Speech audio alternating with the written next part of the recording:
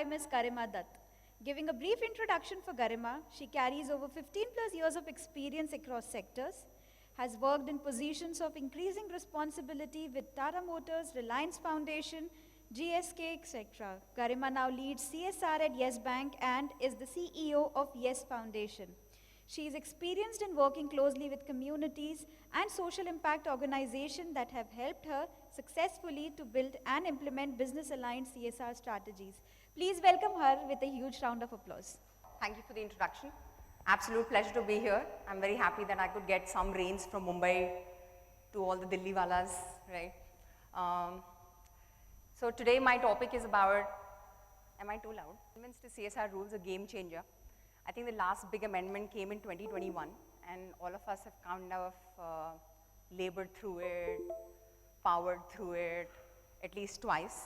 So we're not going to go in whatever is the emotion in the room, so I'm putting various words out there, right? Some of them have actually struggled through it. So I'm not going to get into details, but very quickly we will talk a little bit about what were the implications of these and some of the learnings which I think are kind of more important.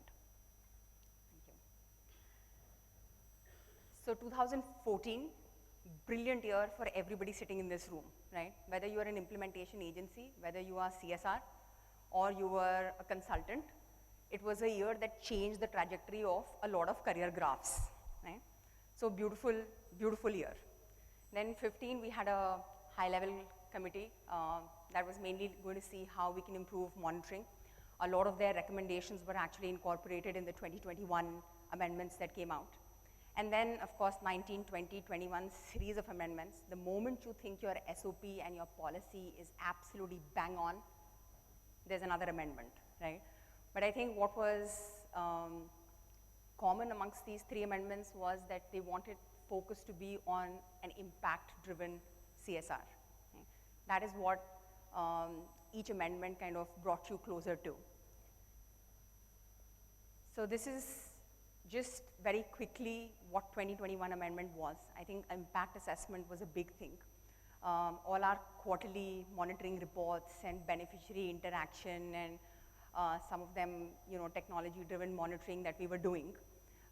Suddenly there was this whole thing of there has to be an external party for your impact assessment for projects with outlay of more than 1 CR in case your company had a, you know, a budget requirement of more than 10 CR.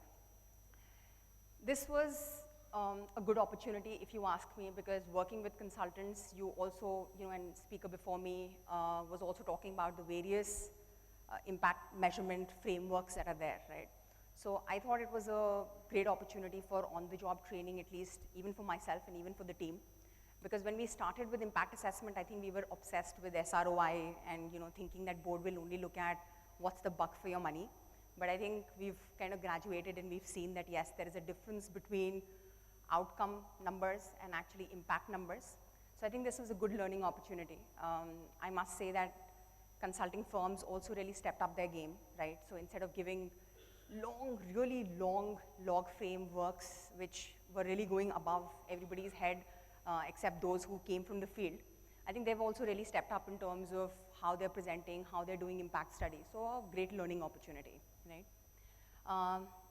So I look after CSR in Yes Bank, but I also have a foundation. So I was a part of a lot of the organization that was struggling with a very tight deadline of registering yourself as a CSR implementing agency. So that was a good learning experience. I think a lot of agility, we became friends with a lot of CAs. So I'm not sure that if that's the experience, but at least for me, I came in touch with a lot of CAs. Right? And of course, our best friend who became the CFO, right? So I'm not sure about others, but in my previous 2 roles, including the one that I'm currently handling, I always insist on a layer before we move to the CSR committee, right? So till then, the thinking really was that every project will be evaluated from various lenses. So I have my compliance person, I have my risk person, my HR person to look at what human capital growth we are doing. But I also had the CFO and company secretary, right? So for me, it wasn't really a challenge to kind of tell him that, you know, this is what you are actually signing off on. And finance people are skeptical people, right? And rightly so. But I know a lot of my colleagues were struggling on this behalf. Suddenly, the CFO was like, no, tell me about the project also, tell me details also, and then looking at every beneficiary number and saying that, oh my God, 19,000 rupees you are spending for one beneficiary, but that's not how it works, right? So I think everybody kind of went through that, but excellent because CFO is an important person, right? So I think, board level discussion, CSR had already become in 2014, and it's good that your CFO is also now kind of tagged in, right? The transfer of unused funds. So no longer brilliant English on why you could not utilize was acceptable. You definitely had to either within those 2 months that you got for FY 2021, you had to convert the projects that were not meeting the targets or where there was an underspent into an ongoing project, or you had to transfer funds, right? So brilliant agility by the CSR community, I have to really tell you, I think the kind of innovations we've kind of brought in terms of communicating with internal stakeholders and actually changing our projects, up there. And I'm not sure how people treat administrative overheads, but for us, I think the clarity that it's to do with salaries, eased off a pressure saying that, okay, we're not now putting pressure on our implementing agencies and saying that you also curb your administrative expense to 5%, because it doesn't work like that, right? So that was a good part. And I always say that all these amendments, I only go to the first point in the first rules that had come out in 2014 and the first clarification that MCA issued, that there has to be a liberal interpretation, right? So for us, every act is a liberal interpretation. And capital assets and role of CSR committee, I think again, they're not just looking at policy anymore, there is an annual action plan, so they're actually deep diving into what your modalities are, what your impact numbers are, etc. So I think that also kind of, the silver lining is that it raises your salience, right? So it's not, your presentations are fancier. Somebody said graphs are outdated, but I'm an outdated person then because I'm using a lot of graphs, right, to show, but yes. Like I said, I'm a very silver lining kind of person, so I say that there were some risks that these amendments have helped to kind of address, right? With impact assessment becoming compulsory, you definitely had to look at your project right from the design stage, not just to look at outcome number. Lining is that it raises your salience, right? So it's not, your presentations are fancier. Somebody said graphs are outdated, but I'm an outdated person then because I'm using a lot of graphs, right, to show, but yes. Like I said, I'm a very silver lining kind of person, so I say that there were some risks that these amendments have helped to kind of address, right? With impact assessment becoming compulsory, you definitely had to look at your project right from the design stage, not just to look at outcome numbers and how you're going to measure qualitatively, but also to create like a baseline, because, like you rightly pointed out, there'll be external assessors who will be coming. And for an impact assessment, unless you have SOPs defined, unless you tell them that, okay, this is what we are checking for, it is very difficult to then, because everybody will have an opinion, right? Everybody will say that anything can be strengthened further, but then you tell them that, you know what, this is the SOP, this is what we've put, and against that, now you measure the impact, right? So I think that was also good. There was a lot of, I recall this whole CFO certification ke saath, there was this whole thing of on what basis is the CFO going to certify, right?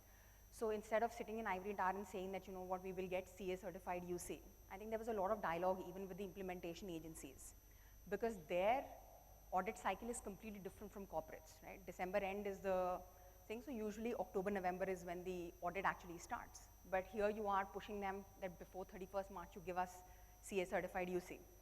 But I think a lot of credit even to the implementation agencies, they also understood that, yes, this is the kind of need of the hour, and while over a period of time, a CFO with exposure visits and through continuous interaction may understand the project, when the amendments came out in Jan and you had to file a CFO certification in March end, there wasn't enough time, right? So I think now utilization certificates from implementation agencies have kind of become a norm.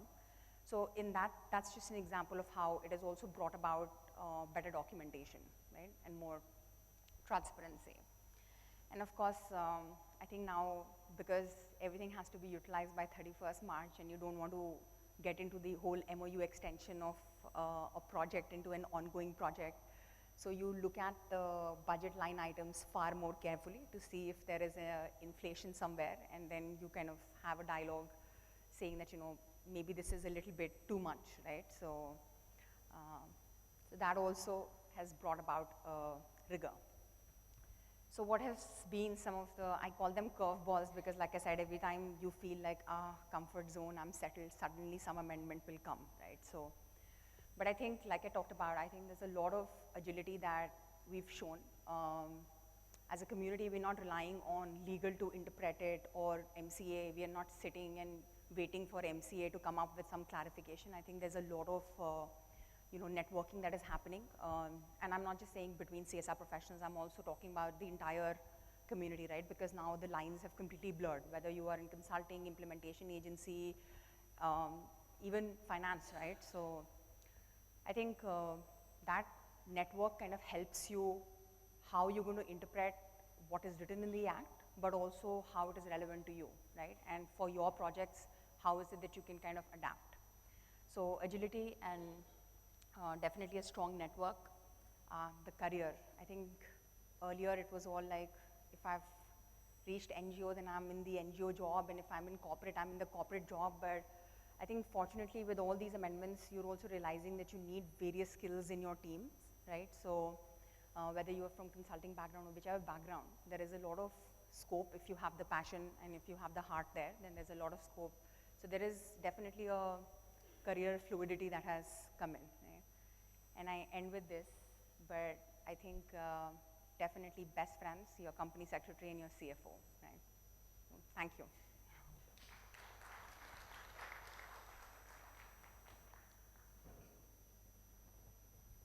She did not expect me to finish that fast.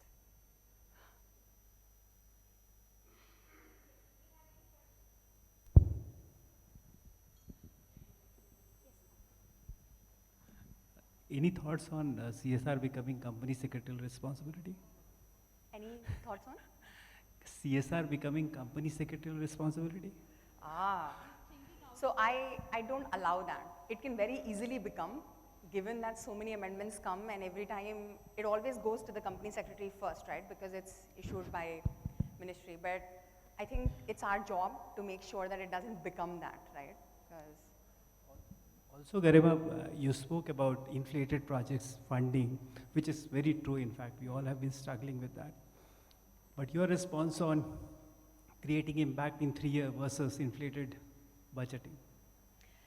See, again, while the definition of an ongoing project may be 3 years, but I think for all of us, we've always done planning for about 5 years, 10 years, right?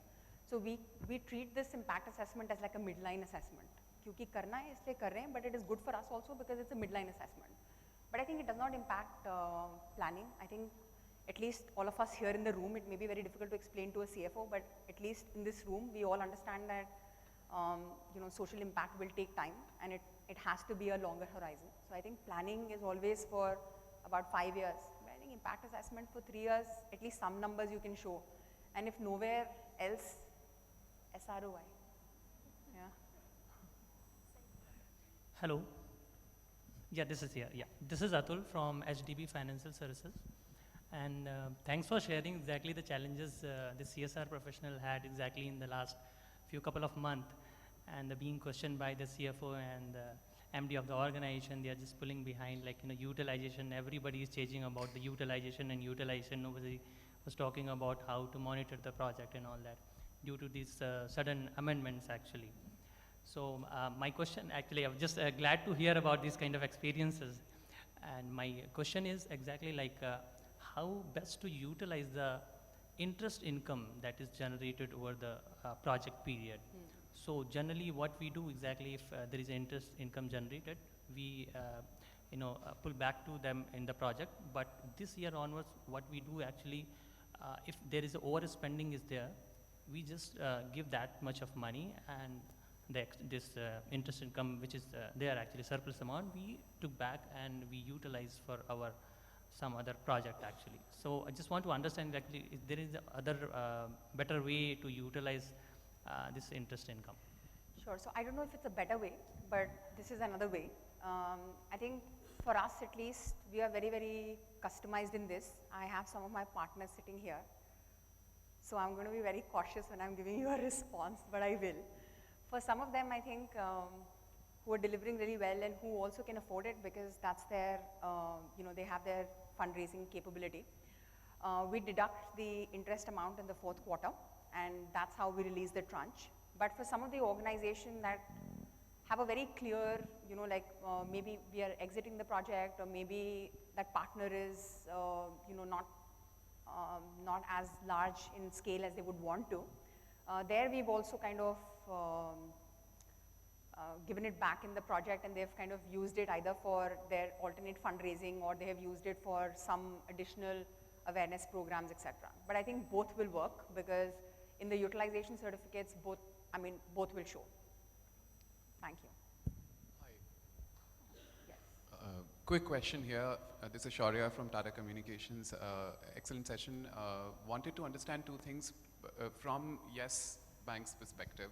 One was when the laws come out, and as you mentioned, you took it as a liberal interpretation. We also were one of the people in the community going through this whole confusion and chaos of trying to reach consultants, trying to reach our own M&E partners, trying to reach implementation agencies, talk to people to understand what do you mean when you read this, or how do you interpret this. So how do you go about, is there a process that you have learned to trust when it comes to interpreting the law when it comes out, because the clarifications come much later?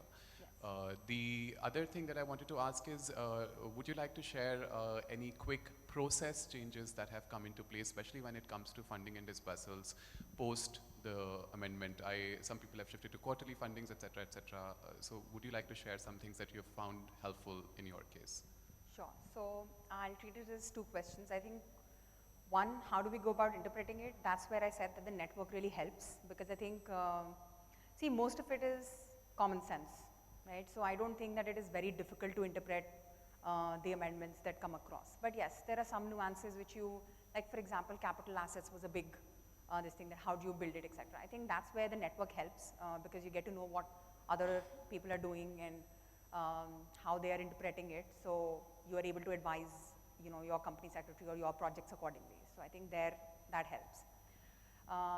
The second question was on what is the process change we've done. So several, like you said earlier, I think a lot of it was at the start of the project, the disbursal, but now we've started with milestone payments because we also want to make sure, and I think even the implementation organization wants to make sure that they don't have to reverse the funds or transfer it somewhere. So there is a milestone-based payment. And like I said, in my presentation, I think a lot of it has to do with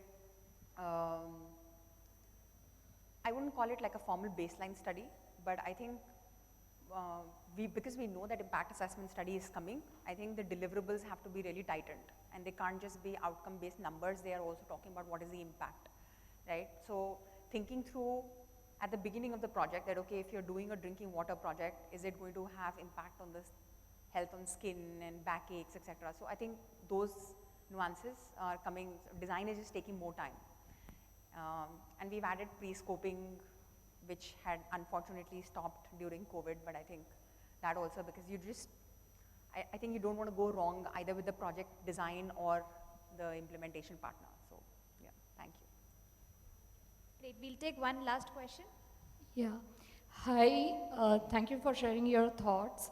So in continuation with the discussion about impact, be it from corporate or from NGO sector, my point is, should we be really concerned about impact, the word impact being used very loosely? Because, as you rightly pointed out, for many corporates, it's going to be the midline report and not the impact, as even Shilpa madam has said in her presentation.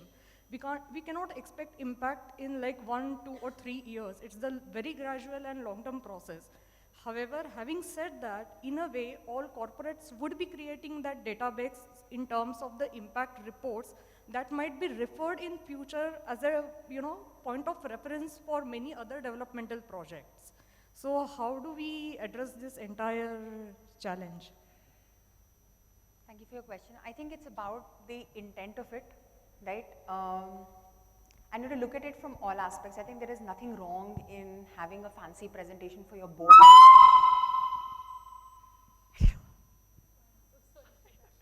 sorry.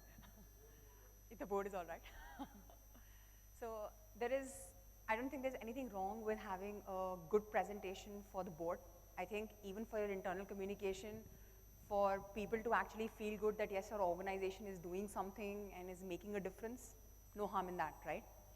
But as a team, are you also looking at impact assessment for learnings where you can, because I said, this is mostly like a mid-course.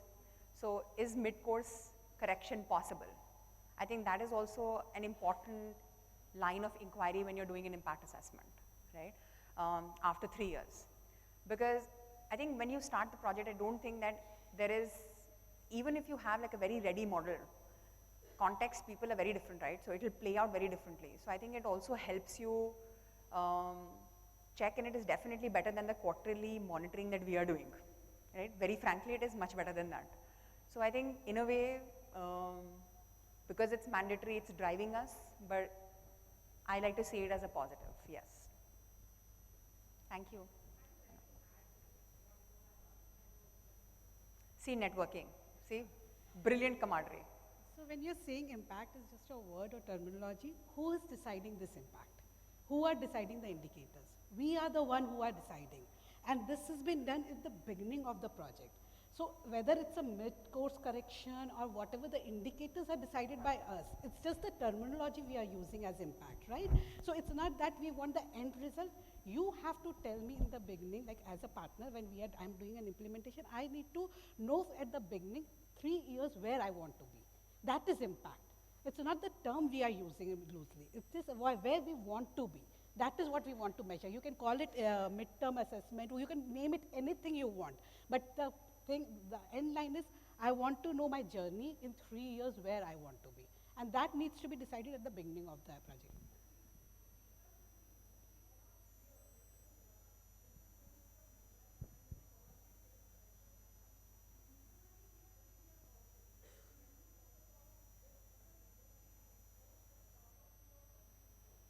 Yes. Yes.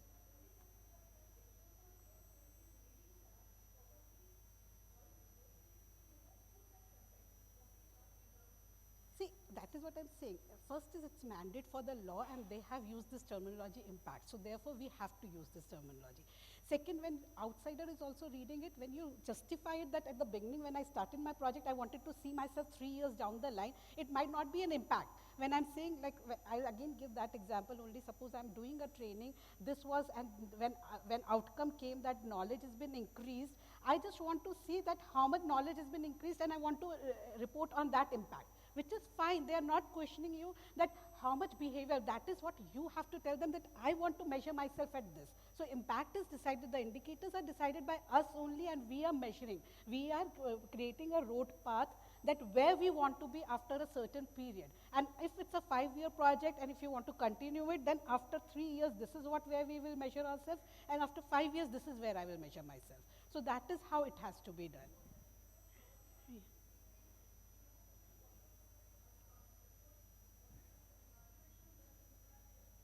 Yeah, it's just about the terminology, I would say, and that is what we are. We have to do it because we are compliant to the law. So that is what it is.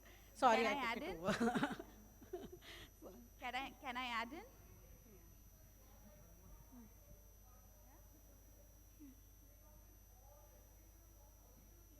Yeah. Outcome, impact.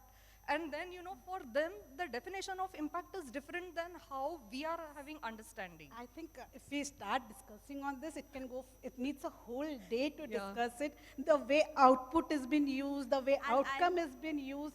And I think most of the people in no matter where they are, I think this whole fraternity needs to define it very clearly. Baseline kya hai, need assessment kya hai, the terms are so loosely used, and people need to have a clarification. But for me, when I see it, it's not about the words.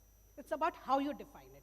For you, output can be anything. For me, output can be anything. And when the SOP, when I'm writing it, I am defining my outcome. What is the definition of, for me, the outcome will be? What definition for me, output will be? So I think instead of going word by word, I think as a development professional, when we are from development sector, we are stick to the jargons which we development professionals were using. You have to understand you're dealing with CSR people who don't come from that background. When you mentioned that lot of jargons which were used by development professionals when they give the reports, it's very difficult to understand.